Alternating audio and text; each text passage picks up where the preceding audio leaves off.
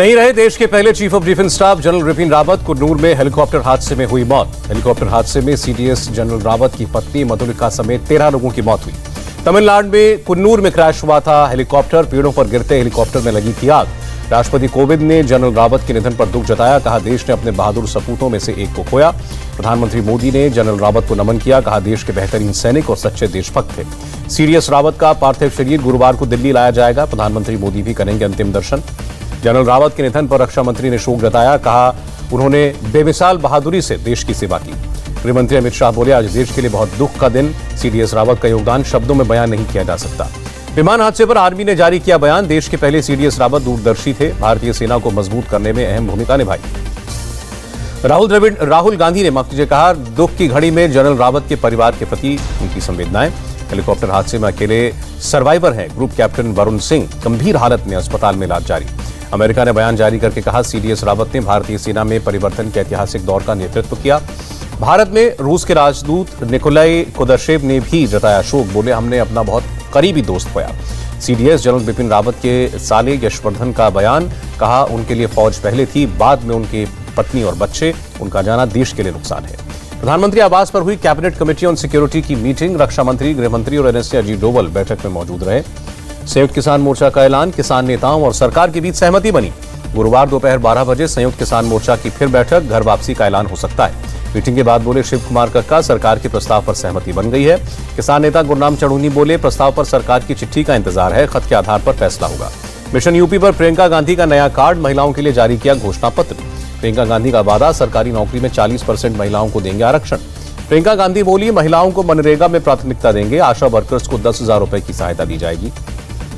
प्रियंका की युवाओं को लुभाने की कोशिश। 12वीं के स्टूडेंट्स को स्मार्टफोन देंगे, ग्रेजुएट को स्कूटी। प्रियंका गांधी का मोदी सरकार से सवाल, 7 साल में आप सत्ता में हैं, महिलाओं, किसानों, दलितों के लिए क्या किया। योगी सरकार के मंत्री मोहसिन रजा का प्रियंका गांधी पर तंज। उनके झूठे वादों में कोई ना आएगा। यूपी के मथुरा में मुख्यमंत्री योगी ने 201 करोड़ की योजनाओं का शिलान्यास किया। मुख्यमंत्री योगी का पिछली सरकारों पर हमला। बोले, दंगे यूपी की पहचान थे, विकास के नाम पर लूट होती थी। प्रधानमंत्री के दौरे से पहले शाहजहांपुर पहुंचे योगी आदित्यनाथ। अधिकारियों के साथ समीक्षा बैठक की। 18 दिसंबर को गंगा एक्सप्रेसवे का शिलान्यास करेंगे प्रधानमंत्री मोदी। लगभग 600 किलोमीटर का होगा ये एक्सप्रेसवे। गंगा एक्सप्रेसवे को बनाने में 36,000 करोड़ रुपए की लागत आएगी। एक्सप्रेसवे की लेन को बढ़ाकर 8 लेन किया जाएगा। अखिलेश यादव का मोदी सरकार पर वार। बोले, सार्वजनिक संपत्ति बेचने वाले लाल रंग से परेशान है। अखिलेश यादव ने कहा, यूपी में लाल टोपी बदलाव का रंग है। यूपी में विधानसभा का सत्र 15 दिसंबर से होगा। योगी सरकार ला सकती है दूसरा अनुपूरक बजट। सोनिया गांधी ने मोदी सरकार पर निशाना लगाया। बोली, केंद्र सरकार किसानों के प्रति असंवेदनशील। कांग्रेस संसदीय दल की बैठक में सोनिया गांधी ने कहा, हम निलंबित सांसदों के साथ हैं। राज्यसभा की कार्रवाई गुरुवार 11 बजे तक स्थगित। लोकसभा भी स्थगित हुई। कांग्रेस नेता खड़गे का बयान, बिना गलती के दी गई सजा, सरकार हमें हंगामे के लिए मजबूर कर रही है। गुरुवार को विपक्षी नेताओं की बैठक। मल्लिकार्जुन खड़गे करेंगे अगुवाई। सदन में आगे की रणनीति पर चर्चा होगी। नागालैंड जा रहे कांग्रेस डेलीगेशन को असम के जोरहाट एयरपोर्ट पर रोका गया। धारा 144 का हवाला दिया। नागालैंड घटना पर गृहमंत्री अमित शाह से मिला टीएमसी डेलीगेशन। गृहमंत्री ने मृतकों के परिजनों को मुआवजा देने का भरोसा दिया। जम्मू कश्मीर के शोपियां में आतंकियों और सुरक्षा बलों के बीच एनकाउंटर। 3 आतंकवादी मारे गए। पंजाब के गुरदासपुर में सैन्य इलाके में ग्रेनेड मिलने से हड़कंप। एयरफोर्स स्टेशन के नजदीक सर्च ऑपरेशन चला। 19 दिसंबर को गोवा जाएंगे प्रधानमंत्री मोदी। राज्य के 60वें स्वतंत्रता दिवस के समापन समारोह में हिस्सा लेंगे। सुप्रीम कोर्ट और हाई कोर्ट के जजेस की पेंशन संबंधित बिल लोकसभा से पारित। रिटायर्ड जजों को मिलेगी राहत। जम्मू कश्मीर में धारा 370 हटाने के बाद कोई भी कश्मीरी पंडित और हिंदू विस्थापित नहीं हुआ। गृह मंत्रालय ने राज्यसभा में जानकारी दी। केन बेतवा लिंक प्रोजेक्ट को मोदी सरकार ने दी मंजूरी। 44,605 करोड़ रुपए की लागत से केन बेतवा नदी को जोड़ा जाएगा। प्रधानमंत्री आवास योजना के तहत साल 2024 तक गरीबों को मिलेगा अपना घर। 2 करोड़ 95 लाख लोगों को और मिलेगा पक्का मकान। राष्ट्रपति कोविंद ने 22वें मिसाइल वेसल स्क्वाड्रन को प्रेसिडेंट स्टैंडर्ड से सम्मानित किया। राष्ट्रपति कोविंद ने कहा, 50 साल से नौसेना को सेवाएं दे रहा है मिसाइल वेसल स्क्वाड्रन। दिल्ली में हिमाचल महोत्सव कार्यक्रम में शामिल हुए बीजेपी अध्यक्ष जेपी नड्डा। कहा, संस्कृति और कलाकारों को बढ़ावा मिलेगा। भारतीय मूल के डॉक्टर अनिल मेनन बनेंगे नासा के एस्ट्रोनॉट। हो सकते हैं चांद पर जाने वाले पहले भारतवंशी। टेरर फंडिंग मामले में हिजबुल मुजाहिदीन के चीफ सैयद सलाउद्दीन को दिल्ली कोर्ट का समन। टेरर फंडिंग मामले में समन। ओमिक्रॉन पर राहत भरी खबर। डब्ल्यूएचओ ने कहा, पुराने वेरिएंट के मुकाबले कम घातक है। डब्ल्यूएचओ ने कहा, ओमिक्रॉन के खिलाफ वैक्सीन सबसे बड़ा हथियार। नागपुर में विदेशों से आए 12 यात्री लापता। यात्रियों को खोजने के लिए पुलिस की खुफिया विभाग को दी गई लिस्ट। दक्षिण अफ्रीका से आंध्र प्रदेश के श्रीकाकुलम पहुंचा शख्स मिला कोरोना पॉजिटिव, जीनोम सीक्वेंसिंग के लिए सैंपल भेजा गया। महाराष्ट्र में अब तक ओमिक्रॉन के 10 मामले आए, स्वास्थ्य मंत्री राजेश टोपे ने बताया। रूस से दिल्ली होते हुए गोवा आए कुछ लोग कोरोना पॉजिटिव, संक्रमित लोगों के सैंपल जीनोम सीक्वेंसिंग के लिए भेजे गए। आगरा घूमने आए 40 विदेशियों का रिकॉर्ड गायब, 15 नवंबर से 1 दिसंबर के बीच आगरा आए थे टूरिस्ट। ओमिक्रॉन के खतरे को देखते हुए स्वास्थ्य विभाग ने सर्च टीम बनाई, हर सुराग को खंगालने का काम जारी। गुवाहाटी रेलवे स्टेशन पर शुरू की गई कोरोना टेस्टिंग, ओमिक्रॉन के खतरे को देखते हुए प्रशासन का फैसला। कोलकाता में ओमिक्रॉन को लेकर अलर्ट, सरकार ने सतर्कता बरतने के निर्देश दिए।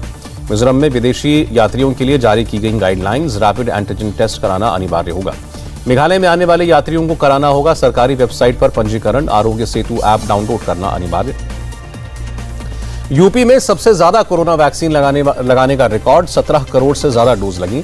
महाराष्ट्र में 84% लोगों को लगी कोरोना की पहली डोज, 46% लोगों को दूसरी डोज लगाई गई। कोरोना के ओमिक्रॉन वेरिएंट पर फाइजर की वैक्सीन का असर बहुत कम, लैब टेस्ट में खुलासा। देश में कोरोना के 8,439 नए केस, 24 घंटे में 195 लोगों की मौत। ओडिशा के एक स्कूल में कोरोना का विस्फोट, 182 स्टूडेंट्स और 11 टीचर कोविड पॉजिटिव। दिल्ली में कोरोना के 65 नए मामले, 24 घंटे में एक व्यक्ति की मौत।